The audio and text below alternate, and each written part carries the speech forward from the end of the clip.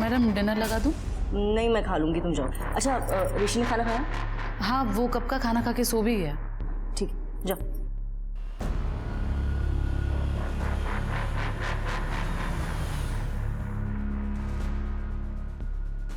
साला नसीब है, ऐश है उन बच्चों की जो ऐसे बड़े बंगले में पैदा होते हैं। आई शपथ।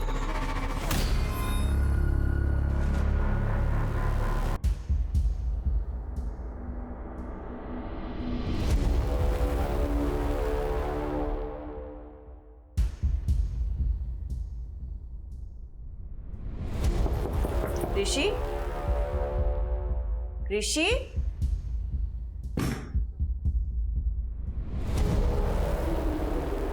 ऋषि, सरिता, सरिता, ऋषी तुझ्या बरोबर आहे का? सरिता,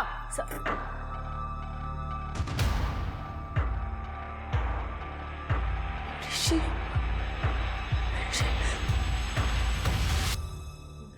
नहीं पीना मुझे पानी वानी। सर, आप प्लीज मेरे ऋषि को ढूंढिए। देखिए रेखा जी, हम आपकी परेशानी समझ सकते हैं। आपको टेंशन जरूर होगा, लेकिन जब तक आप ठंडे दिमाग से हमें कुछ बताएंगे नहीं, हम आपकी मदद नहीं कर पाएंगे। सर, मेरा ऋषि सिर्फ 12 साल का है। रात को आया नहीं, उसे खाना खिलाकर करीबन 10 बजे सुला दिया। सर, उसके बाद मैं अपना काम करने लगी। काम खत्म करके जब मैंने उसके रूम में देखा तो वो गायब था। मेरी आया और ड्राइवर मुंह दोनों भी गायब है। सर, मैंने आज ही उन दोनों को डांटा था।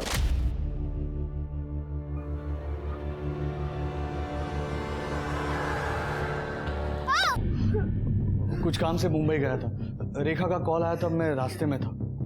सुनो, शांत हो जाओ, ठीक है? मिल जाएगा ऋषि। प्रफुल, मैं कह रही हूँ, उन दोनों ने मेरे ऋषि को किडनैप किया है। प्लीज प्लीज सावधान रहना, प्लीज सावधान। 14 लगा। ठीक है, शिर के एक काम करो, इनके लड़के की सारी डिटेल्स ले लो, आसपास के पुलिस स्टेशन में सर्कुलेट कर दो। एक काम कर दे रेखा जी, आपके घर से शुरुआत करते हैं, शायद कुछ क्लू मिल जाए, पता चलेगा कौन कहाँ ले गया उसे। पुलिस के पास गया या कुछ भी खोजी किया, तेरी बेटी किधर फेंकी हुई मिलेगी मालूम ही नहीं पड़ता। सरिता, क्या हुआ मैडम? चुप लड़ी। चुप लड़ी। मेरा ऋषि कहाँ किडनैप हुआ? मेरे को तो कुछ भी नहीं मालूम। मैंने खुद उनको सुनाया था। झूठ बोल रही है ना तू? नहीं। कहाँ है रे बच्चा, कहाँ है? साहब मुझे कुछ नहीं मालूम। सच बताने का सब मारूंगा ना। तुम दोनों कहाँ से आए अभी? साहब मैं प्रफुल्ल साहब का ड्राइवर हूँ। सुबह 7 से शाम को 7 बजे की शिफ्ट होती है। उसके बाद मैं नहीं अरे अभी तो बताना पड़ेगा ना, वरना इनको लगेगा कि हमने कुछ किया है। अरे तो बताना। सब बता रहा हूँ साहब, हम दोनों साथ में थे मेरी खोली में, ये बाजू में है। करने ये जो खोली चेक करा, और ऋषि के साथ किसी को देखा था कि भी चेक करो। तो पुलिस स्टेशन लेके जाओ, मुझे दिला। मैडम, ऋषि की रूम चेक करनी है हमें। ये विंडो खुली रहती है? नहीं सर, वो एसी चालू रहता है तो खिड़की बंद रहती है। ऋषि को एसी के बिना नींद नहीं आती। सिर की फिंगरप्रिंट कलेक्ट करो, मुझे लगता है इसी खिड़की से उसको किडनैप किया गया है।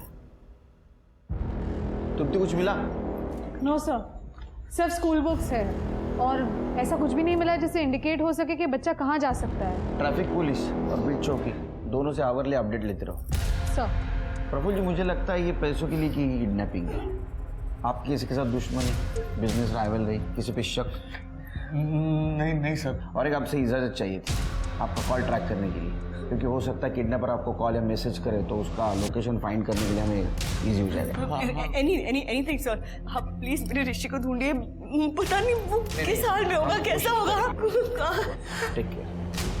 हाँ साहब, अगर हम किडनैप करते तो वापस उनके बंगले पे क्यों जाते साहब? इनको इधर ही रखो। साहब मेरा एक्सपीरियंस ये कहता है इन दोनों ने कुछ नहीं किया, फिर भी इनकी कॉल डिटेल्स निकालो, कॉल लोकेशन चेक करो, और सुबह उसके घर के आसपास कोई था क्या ये भी चेक करो। ट्रैफिक पुलिस से कुछ पता चला? सर, ट्रैफिक पुलिस ने अपने सारे सीसीटीवी चेक किए लेकिन बच्चा कहीं नहीं दिखा। बीट चौकी? अभी तक तो कुछ नहीं सर।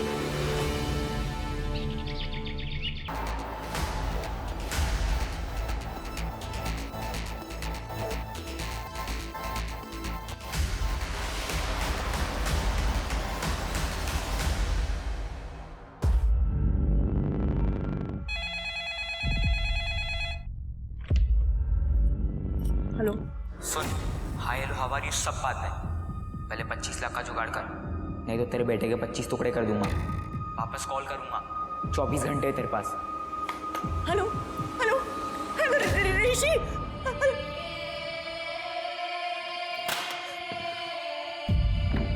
सर, किडनैपर का फोन आया था, लोकेशन साईं बाबा नगर की है।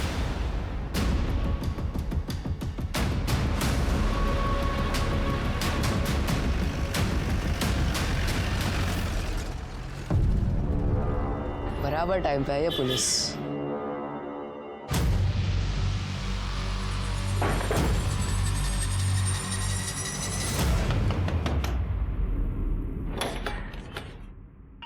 पोलीस शिर्के पूरा घर चेक करो। काय झालं साहेब? एक बच्चा किडनैप हुआ है, ऋषि साटम, और तुम्हारे घर से रैंसम कॉल आई है। बच्चा किडनैप मेरे घर से? सर, अंदर तो कोई नहीं है। सर आतमध्ये पण कोणी नाही सर. क्योंकि साहेब किसी बच्चे को मैंने किडनॅप किया ही नाहीये. लेकिन फोन तो तुम्हारे नंबर से आया। मी हे सगळं कशाला करणार साहेब? ये लैंडलाइन नंबर आपके घर का है ना? हाँ. तो पर कैसे हो सकता है? इंस्पेक्टर साहब का मिलेंगे? सर, मैं जेसी जोसेफ, आपने फ़ोन करके बुलाया था यहाँ आने के लिए। हाँ। मैं अपनी बाइक भी लाया हूँ सर। सर 3036 यही नंबर था और ये बाइक सुबह साईं बाबा नगर में भी दिखाई दी थी। सर मैं आया था उस दिन नासिक और मैं यहाँ का नहीं हूँ सर, स्टे इन पुणे। बेटे एक बच्चा किडनैप हुआ है, समझा ना? फोटो दिखाओ इसको।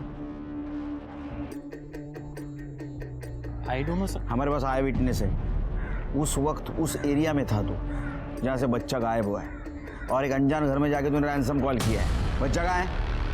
क्या सर, मैं उस एरिया में ज़रूर था लेकिन मैंने ये सब काम नहीं किया है sir. Sir please trust me. करडे याचं पाहुणचार घ्या। अरे सर बघा। वेट सर, सर आप पुणे पुलिस स्टेशन कॉल कीजिए। तू पुलिस को पुलिस की धमकी दे रहा है? नहीं सर, मैं धमकी नहीं दे रहा हूँ सर। वहाँ पे पीआई निकम जी हैं सर, एक बार उनको कॉल कर लीजिए sir, they know me very well. मैं वहाँ पे कंप्यूटर्स बनाता हूँ सर। अरे आदित्य ने जो स्केच बनवाया था वो भी मैच नहीं होता यार जीसू से। सर मुझे लगता है कि आदित्य थोड़ा कंफ्यूज है, बच्चा है ना सर। हो सकता है कि आदित्य ने जेसू की बाइक को वहाँ पे देखा लेकिन घर में घुसते हुए किसी और को देखा हो, और शायद हमें बताने में कुछ कंफ्यूज हो गया हो सकता है। फिर भी एक काम करो, ये स्केच सर्कुलेट कर दो, देखो कोई पहचानता है क्या। ठीक है सर। जो सीसीटीवी फुटेज का क्या हुआ? सर जिस दिन किडनैपिंग हुई उस दिन वहाँ आसपास कुछ गाड़ियाँ तो दिख रही हैं लेकिन कुछ सस्पिशियस नहीं दिखा। फिर भी एक काम करो, किडनैपिंग 9 तारीख को हुई ना, तो उसके पहले 8 दिन आसपास का सीसीटीवी फुटेज कलेक्ट करो, और ये ऋषि जहाँ जहाँ जाता था वहाँ का भी सीसीटीवी फुटेज कलेक्ट करो, देखो कुछ कड़ी मिलती है क्या। उसके घर से किडनैप किया है तो रेप की तो जरूर की हो। एक सरल सा दिखने वाला किडनैपिंग का केस पुलिस के गले की हड्डी बनता जा रहा था, और इसका सबसे बड़ा कारण था आदित्य का शादी करने में सक्षम था। पर क्या वो ये सब अकेला कर रहा था या कोई और था जो इस सब का मास्टरमाइंड था? जिन्हें बस अपना प्लान हिट हो जाए तो अपनी लॉटरी लग जाएगी। अपन ने तो अपना काम किया, बस अब माल हाथ में आना चाहिए। आएगा लेकिन अगर माल नहीं आया तो? नको टेंशन, आइटम किसी और को भेज दो। आजकल मार्केट में बहुत खरीदार है। आदि तेरा पास्ता निकाल के।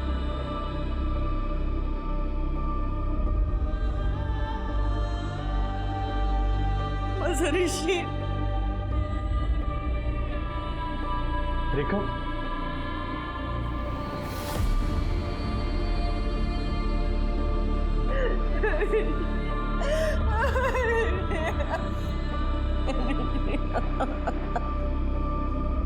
कॉल करो, कॉल करो।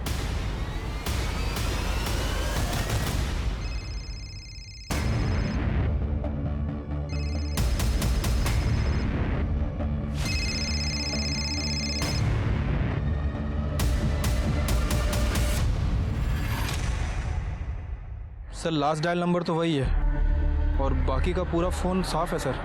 ये पक्का चोरी का फोन है। फोन किसका पता करो।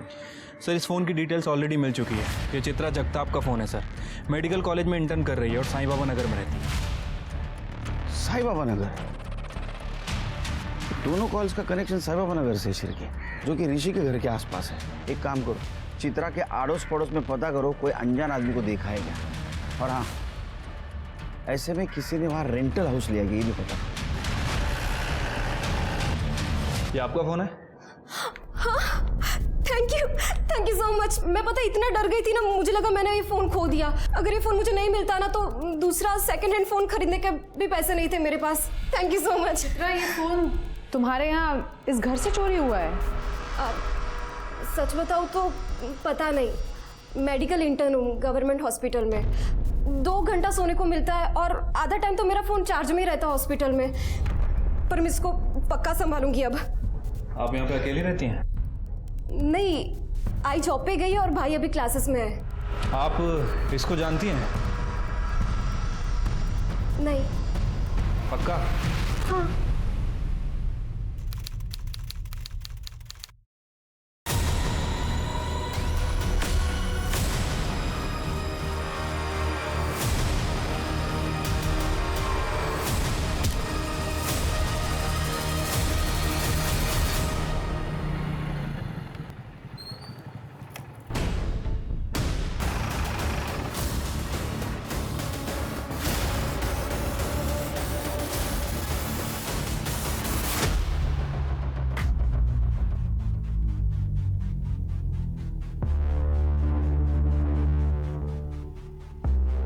सर, लगता है ये बच्चे की टी शर्ट का कपड़ा है।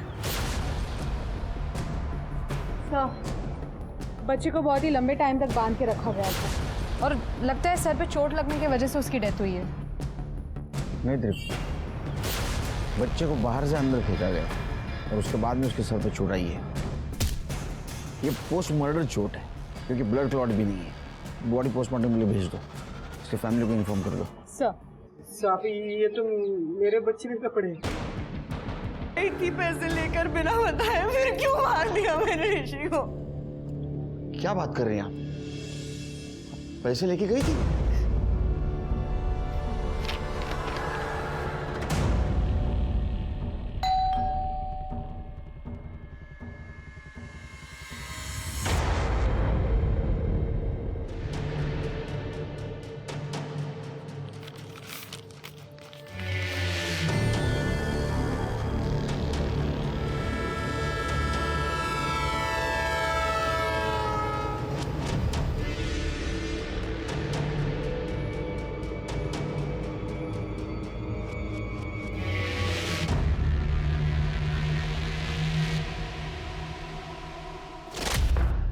अगर ये पैसे देने के लिए तैयार थे तो ऋषि को मारा क्यों?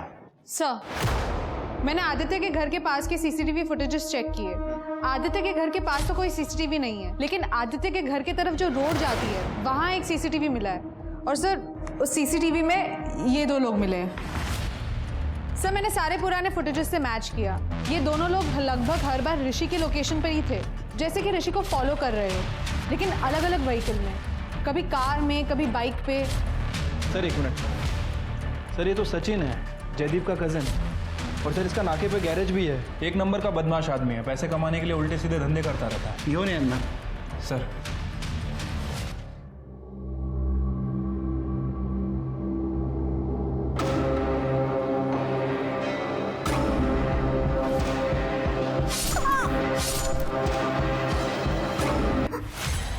हमने पता किया आदित्य से बार बार मिलते थे ना, तो उसको बुरी आदतें लगा रहा था। तो सिगरेट पीना, दारू पीना, चोरी करना, उसका इस्तेमाल कर रहा था ना तो उसी को किडनैप करने में। नहीं साहब, मैं सच कह रहा हूँ। वो मैं बस आदित्य को बिगाड़ना चाहता था। उसके बाप की वजह से मेरे आई बाबा ने मुझे घर से निकाल दिया था, इसलिए मैंने वो आदित्य को सिगरेट की आदत लगाई। सर, वो फैमिली वाले आ गए। सर, सचिन काका और मैंने कुछ नहीं किया। सर, हॉस्टल में थे, आप वहाँ पे किसी से भी पूछ सकते हैं। चित्रा को इन्होंने नहीं मारा तो किसने मारा? और ये सचिन, दिनेश और आदित्य हमारे निगरानी में है। शेर के कहीं दूसरा एंगल तो नहीं? तो चित्रा का मोबाइल चेक करो, कॉल डिटेल्स निकालो, हो सकता है बॉयफ्रेंड का एंगल। ठीक है सर। सर, ऋषि की पोस्टमार्टम रिपोर्ट आ गई है। उसकी मौत एस्फिक्सिएशन की वजह से हुई है, गला घोट के मारा गया है। 13 सितंबर की रात 9 से 11 के बीच में। सो उसके बाद उसकी बॉडी को फेंका गया है, जिसकी वजह से उसकी बॉडी पर काफ़ी वूंड्स है। और एक बात सर, ऋषि के गले पे हाथ और पंजों के निशान हैं। लेकिन सर गौर करने वाली बात यह है कि निशान काफ़ी छोटे हैं, या तो किसी औरत ने मारा है या तो किसी बच्चे ने। और सर और एक बात, ऋषि को कॉफ सिरप और नींद की दवा ये सब दिया गया था। नींद की दवा? सर नींद की दवा तो मानसी भी लेती है, कहीं ये सब मानसी ने तो नहीं किया? हो सकता, अपने बेटे को बचाने के लिए उसने ऋषि को मार दिया। सचिन और दिनेश का टाइम मैच होता है उस एरिया में। सर एक मिनट,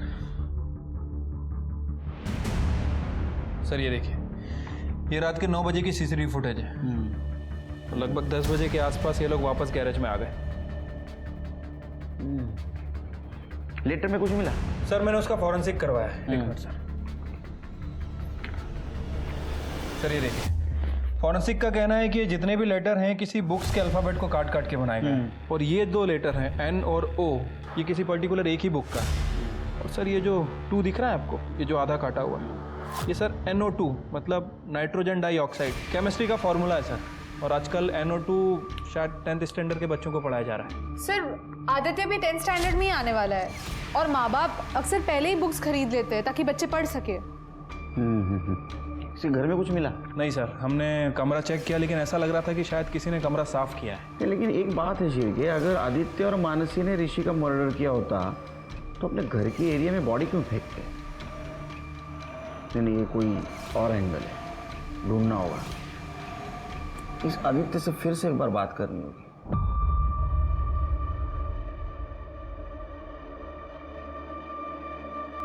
वहाँ बैठ। अपनी सच बोल रहा हूँ। ताई मेरी बात तो सुनो। ताई, ताई रुको। ताई, आई चेतन ने किडनैप किया ऋषि को। आई पुलिस के पास जाते हैं। क्या? मैं आती हूँ, फिर हमें जो करना ही करेंगे। आई पर तू चुप बैठ बस। हाँ मैं आती हूँ।